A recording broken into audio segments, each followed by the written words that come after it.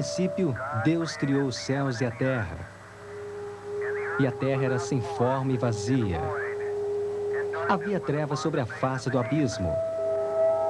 E o Espírito de Deus pairava por sobre as águas. E disse Deus: haja luz. E houve luz. E viu Deus que a luz era boa. E Deus fez separação entre a luz e as trevas.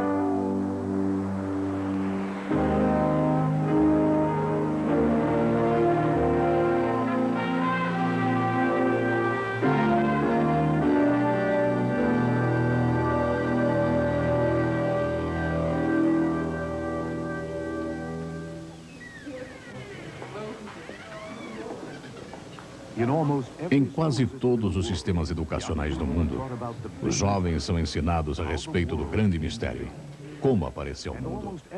Em quase todo lugar, a história é a mesma. O professor diz: lentamente, durante milhões e milhões de anos, tudo aconteceu, por acaso. A evolução fez isso. Enormes períodos de tempo e o acaso fez as coisas acontecerem. Alguns professores, porém, ensinam uma história diferente.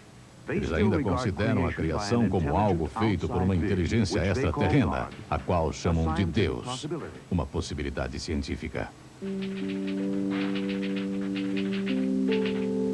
Nesses programas, você conhecerá um britânico brilhante, o professor Arthur Wilder Smith, um dos poucos cientistas do mundo que já recebeu 3 doutorados. Ele já publicou mais de 60 livros e artigos científicos, não só na área do debate criação versus evolução, mas também na sua área da ciência, que é a bioquímica. O professor Wilder Smith vive na Suíça há muitos anos e é uma das autoridades mais respeitadas na Europa na controvérsia sobre criação e evolução. Vamos dar uma olhada no mundo ao nosso redor. Vamos para a Suíça com o professor Wilder Smith e outros cientistas altamente qualificados e vamos examinar as evidências, os fatos da natureza. Bem, há 2 modelos principais que são usados para explicar a origem do cosmos, do sistema solar, da biologia e dos elementos até chegar ao homem. O primeiro modelo usado é conhecido como o modelo da criação. Este ensina que os elementos, o homem e toda a biologia foram criados através do conceito de Deus. E que ele criou num período curto de tempo, significando que a Terra é relativamente nova. Esse é o modelo criacionista. O segundo modelo é conhecido como o modelo evolucionista e presume que os elementos, o cosmos, a biologia e o homem se desenvolveram durante milhões e milhões de anos lentamente, espontaneamente, por acaso. E que esse princípio evolucionário é o princípio por trás da biologia dos elementos em tótum. Isso é conhecido como modelo evolucionista. Vamos agora, nesta série de vídeos, dar uma olhada nos 2 modelos e ver em qual modelo as provas se encaixam melhor.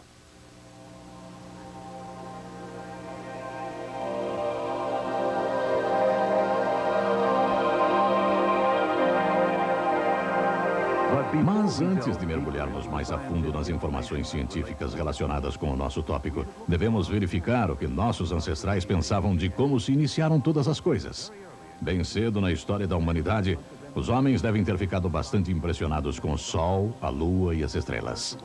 O professor Wilder Smith diz: O homem é fundamentalmente religioso e, se tiver a chance de ancorar sua fé em algo, é isso que ele faz. Nos dias antigos, os homens, olhando para as estrelas e a lua, e provavelmente não as entendendo, chegaram à conclusão de que elas eram formas de deuses. Enquanto que na Mesopotâmia a lua e as estrelas tornaram-se objetos de adoração, no Egito o sol era dominante e adorado como um deus. Para os egípcios, o sol era o rei dos deuses e imperador do mundo. Eles acreditavam que Ra, o sol, dia após dia, vencia o caos das trevas para raiar sobre aquele oceano primitivo triunfantemente, conduzindo seu barco solar pelos céus até desaparecer, iluminando o submundo durante a noite. Um conhecido hino ancestral ao deus egípcio do sol, Atom, é guardado no Museu Egípcio do Cairo. Ele fala a respeito do sol como fonte de toda a vida. Tu, ó sol vivente, que dás início à vida, tu és radiante, magnífico, brilhante e alto acima das terras. Tu que causas o fruto na mulher, que criaste a semente no homem e que deste vida à criança no útero de sua mãe. É bem diferente a história contada na Bíblia, o livro de um outro povo antigo do Oriente Médio, o povo de Israel. A Bíblia diz que só há um Deus, Criador do céu e da terra, e portanto Criador também do sol. Deus é a fonte de luz e vida. E o sol, a lua e as estrelas são somente portadores de luz, indicadores do tempo e das estações. A descrição bíblica é completamente diferente de todas as histórias da origem do mundo. E, como muitos cientistas hoje acreditam, historicamente ela é de completa confiança. É um relato sóbrio de como esse maravilhoso mundo apareceu. O Velho Testamento compara o número de estrelas aos grãos de areia nas praias. O surpreendente é que essas palavras foram escritas quando os antigos astrônomos achavam saber exatamente quantas estrelas existiam. Só alguns milhares. Era tudo o que podiam ver a olho nu. Como poderiam saber esses escritores bíblicos, mesmo milhares de anos antes de Galileu apontar seu telescópio astronômico para o céu em 1609, que as estrelas são literalmente incontáveis? Galileu ficou pasmo pelo que viu. Nenhum homem poderia começar a estimar com precisão o número das estrelas do universo. No entanto, milhares de anos antes, a Bíblia indicava que o universo era literalmente vasto demais para ser compreendido pela mente humana.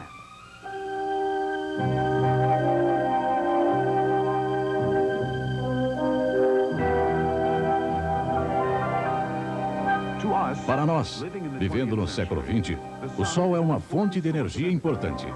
A energia de que nós necessitamos desesperadamente. Contudo, na nossa teoria evolucionista, como os antigos egípcios, nós temos o Sol como quem dá origem à vida. E como os antigos babilônicos, muitos creem que a posição das estrelas determina seu futuro. A astrologia e os horóscopos têm um papel importante nas vidas de muitos e têm crescido sua importância com mais e mais horóscopos influenciando os homens e as mulheres de hoje. Então, será que nós somos mais avançados, mais sofisticados do que as antigas civilizações?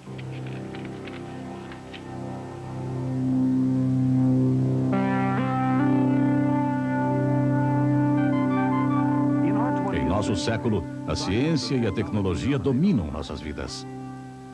Temos explorado a incrível vastidão do espaço que nos cerca.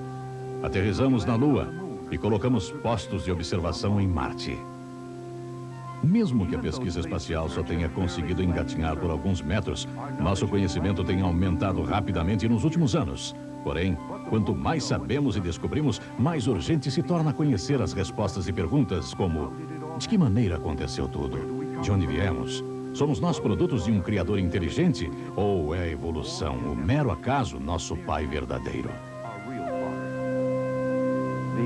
A objeção comum proposta contra o modelo criacionista é que ela supostamente não seja científica.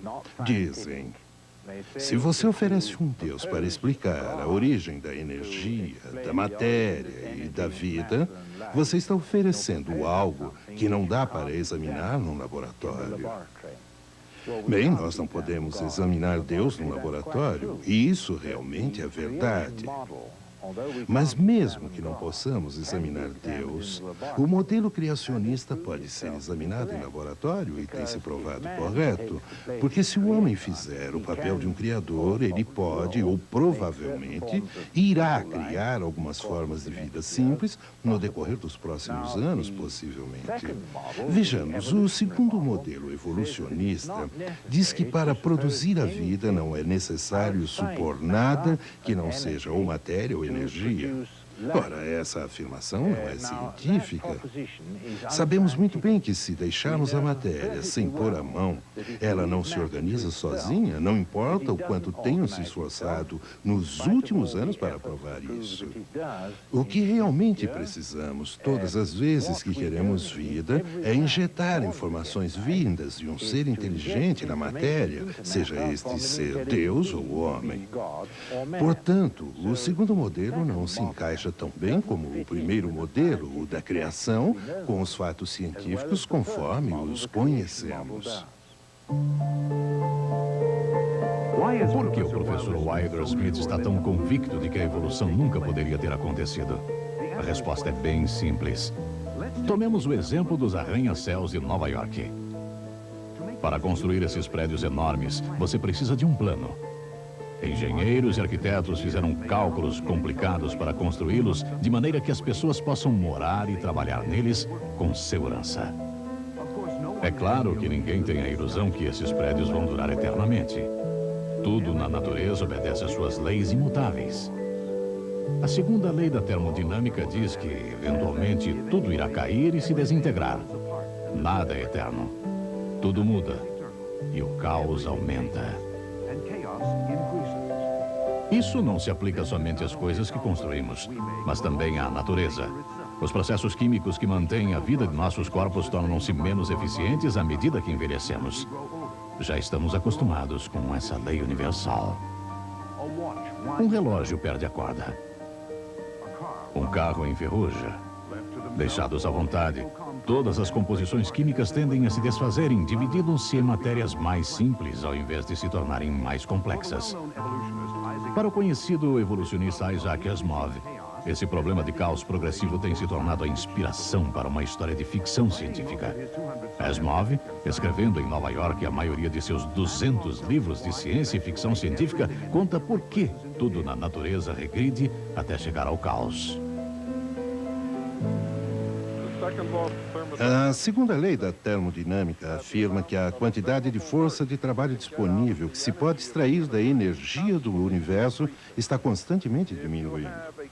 Se você tiver bastante energia em um local em grande intensidade, para que você possa ter uma alta temperatura aqui e baixa temperatura ali, então você pode extrair dessa situação a força de trabalho. Quanto menor a diferença de temperatura, menor a força que se pode obter. Ora, de acordo com a segunda lei da termodinâmica, existe sempre uma tendência das áreas quentes se esfriarem e das áreas frias esquentarem, de forma que cada vez menos força de trabalho pode ser aproveitada. Até que, por fim, quando tudo está com uma só temperatura, é impossível aproveitar qualquer força, embora toda a energia ainda esteja ali. E isso é verdade para tudo em geral, para o universo inteiro.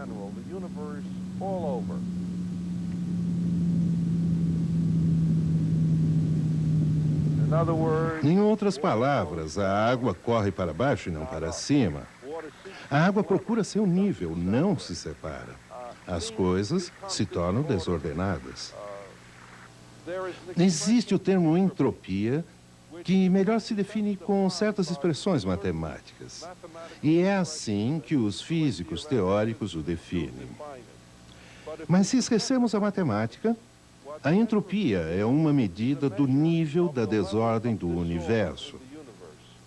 Quanto maior a desordem, tanto maior a entropia.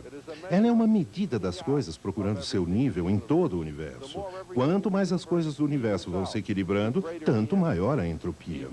Eventualmente, no decorrer do tempo, se o universo durar até lá, parece mesmo que a entropia alcança seu máximo. Tudo se equilibra, tudo fica completamente desordenado e depois disso não pode existir mudança, nem trabalho nenhum, nada. É um tipo de morte.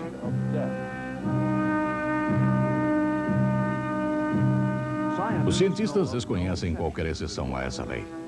E ainda que o Dr. Asimov pessoalmente não o reconheça como tal, muitos cientistas acreditam que isso seja um obstáculo verdadeiro e muito sério à teoria da evolução, porque a evolução requer que os átomos se organizem em arranjos cada vez mais complexos e ordenados. O evolucionismo afirma que durante milhões de anos, tudo está basicamente se desenvolvendo para cima e se tornando cada vez mais ordenado e complexo. Entretanto, esta lei básica da ciência, a segunda lei da termodinâmica, diz o exato oposto. Os arranjos complexos e ordenados tendem a se tornar cada vez mais simples e desordenados com o passar do tempo. Há um impulso irreversível para baixo através de todo o universo. Vários cientistas apontam que basta só isso, só essa lei, quando compreendida em toda a sua essência, para desacreditar a teoria da evolução. De fato, é uma das razões mais importantes que motivou vários evolucionistas a deixarem de sua teoria em favor da ideia de uma criação original.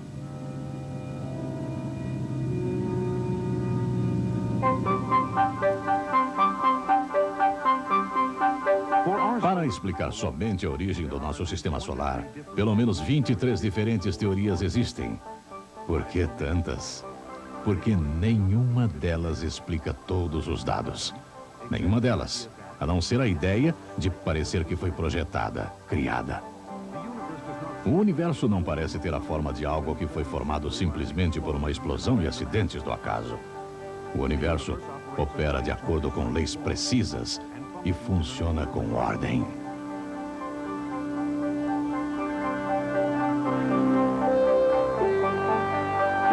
Quanto mais nós o exploramos, mais encontramos ordem nos movimentos e sistemas. Será que tudo isso aconteceu por acaso?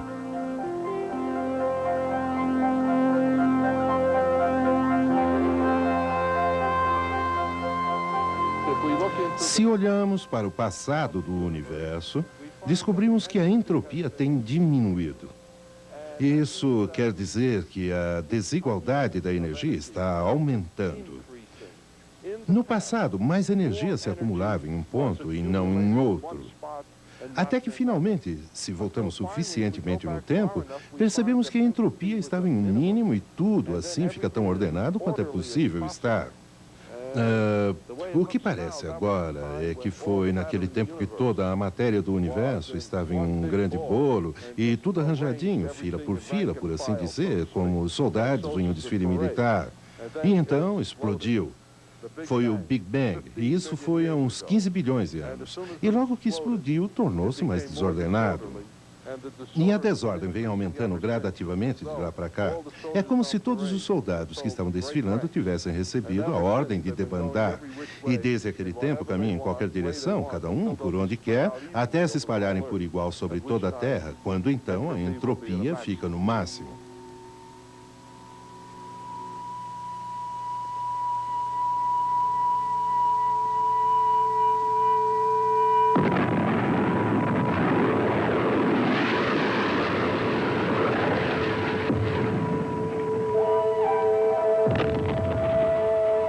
Será que um Big Bang consegue ser a explicação verdadeira de um universo tão complicado e altamente organizado como esse que conhecemos?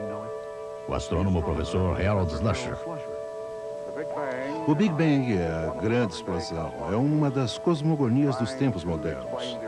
Tenta explicar a origem do universo, o que ela contém. O Big Bang afirma que toda a matéria e energia do universo se concentravam a certa altura naquilo que se conhece como sendo o átomo primordial. O tamanho desse átomo varia conforme as opiniões dos diferentes astrônomos. Uns diziam que era infinito em seu tamanho e outros que era, ou que tinha, mais ou menos, o diâmetro do sistema solar. Hoje, os pontos de vista seriam mais do átomo primordial ser do tamanho de um elétron ou menor. Essas pessoas afirmam que toda a matéria e energia se concentravam em um objeto menor, digamos, do que a cabeça de um alfinete, e que esse objeto ficou ali no espaço por quem sabe quanto tempo e de repente desenvolveu uma instabilidade interna e a coisa explodiu. E de alguma forma saíram de dentro dela galáxias e aglomerados de galáxias e estrelas e pelo menos um sistema planetário. Se olhamos o universo hoje, das explosões nunca vemos se processar a ordem. O que vemos ser produzido é desordem. Então é bem natural perguntar: quais as provas para essa ideia da explosão ser responsável pela ordem? Uma ideia tão diferente de qualquer coisa que podemos ver hoje, uma coisa que não parece seguir um modelo lógico normal de nada que tenhamos hoje. Ora, as evidências apontadas são o que chamamos de expansão do universo. Quando olhamos a luz que vem das galáxias, essa luz parece que está se mudando para o lado vermelho.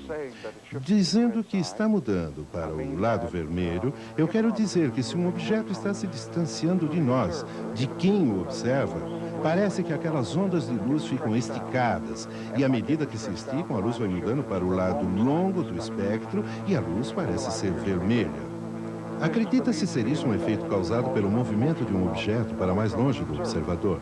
Por falar nisso, se um objeto, uma estrela ou uma galáxia estivesse se aproximando de quem o observa, a luz mudaria para o lado azul do espectro, mas quando a pessoa olha para as galáxias, a luz parece passar para o lado vermelho em praticamente todas as galáxias. E pode ir lembrando que algumas das galáxias têm mudanças para o azul.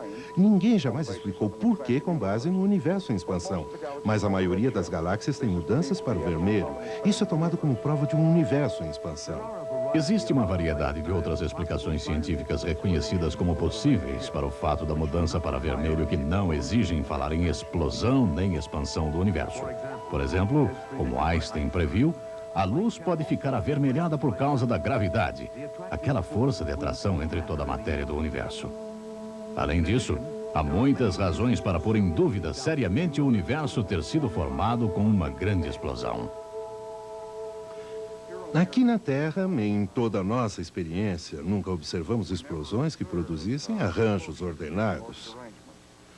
Estou certo que você consideraria o caso absolutamente incrível, fantástico e fictício se eu lhe dissesse que tinha visto uma dessas montanhas explodir e que da explosão eu tinha visto as rochas e o pó e os gases se baixarem para formar uma cidade, digamos uma cidade de pedra, na qual você teria bem mais ordem e complexidade e informações do que existiram naquela montanha de pedra. Parece-me praticamente impossível obter-se o universo real que vemos aí à nossa volta, não uma coisa imaginária, mas um universo visível, bem complexo, cheio de informações, a partir de uma grande explosão, um Big Bang. Só me parece possível obtermos um universo complexo que tem informações quando a matéria e a energia são criadas, visto que não vai surgir espontaneamente do nada, mas ser criado e depois a ordem ser colocada em seu sistema e a complexidade ser colocada no sistema e nas informações a partir de fora.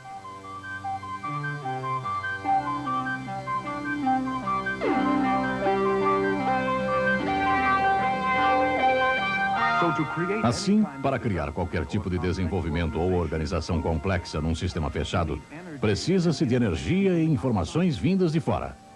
Os evolucionistas afirmam que nossa Terra não é um sistema fechado de modo algum, que ela está aberta à energia do Sol e que a energia dos raios solares, por exemplo, criou a vida no nosso lindo planeta. Mas será que basta a energia, mesmo quando se tem um sistema aberto? Há numerosos problemas ao explicar a teoria da evolução, particularmente do ponto de vista da termodinâmica. As leis da termodinâmica são três. A segunda lei é que a quantia de força de trabalho disponível para trabalho útil em um sistema fechado diminui. Outra maneira de dizer isso é que a ordem, a organização da matéria em um sistema fechado decresce, desce até o caos. Ora, há exceções e essas exceções confundem. Se pegamos como exemplo uma coisa morta, digamos um pau que antes estava crescendo e usando a energia do Sol para aumentar a sua ordenação, mas agora está morta. Se exponho esse pau à luz do Sol no sistema aberto, esse pau esquenta. Para dizer a verdade, está bem quente agora, porque o Sol está forte. Isso significa que sua organização está diminuindo, sua entropia está crescendo. Isso num sistema aberto. Por que sua organização não aumenta? Deveria, de acordo com os postulados do evolucionismo. Se eu pego, por outro lado, não um pau morto, mas uma coisa que está viva, como esta orquídea bonitinha aqui, essa orquídea malhada, essa orquídea está absorvendo a energia do Sol do mesmo modo que o pau está absorvendo a energia do Sol. Mas a energia que cai nela, do Sol, pelas reações, está sendo usada para aumentar a ordem e crescer. A clorofila faz isso. Mas se eu mato essa orquídea, se eu apanho a flor e a deixo morrer, a energia do Sol cairia nela e ela ficaria mais quente e, portanto, mais desorganizada. Qual a diferença entre o pau que está morto e a orquídea que está viva? A diferença é que a orquídea tem o que a ciência chama de teleonomia ativa nela. É uma máquina que está capturando a energia para aumentar a organização. Esta máquina está morta e não está capturando energia para reduzir a desordem e aumentar a ordem. Aí está a diferença. De onde vem a teleonomia? A teleonomia, o princípio da ordenação, não reside na própria matéria, mas reside na vida. Onde há vida, há a teleonomia. E então, a energia solar pode ser recebida e fazer a coisa crescer. Isto é, aumenta sua organização. Eu, como cientista, devo, portanto, postular uma fonte de informações para suprir a teleonomia ou o know-how. Eu não encontro isso no universo. E presumo, portanto, que seja transcendente a esse universo. E eu mesmo creio num Deus vivo que fez isso. Creio que este Deus que supriu essas informações revelou-se em forma de homem para que o homem pudesse entender. Somos feitos para compreender, somos Homo sapiens. E se Deus nos fez para entender, eu quero entender e eu quero entender Deus. Mas só posso fazer isso se Ele desce a minha frequência de onda, que é a frequência humana. E então eu creio que Deus se revelou na forma de Cristo e que nós podemos servi-lo e conhecê-lo em nossos corações como fonte do Logos, de toda a informação necessária à feitura do universo e da própria vida. Life itself.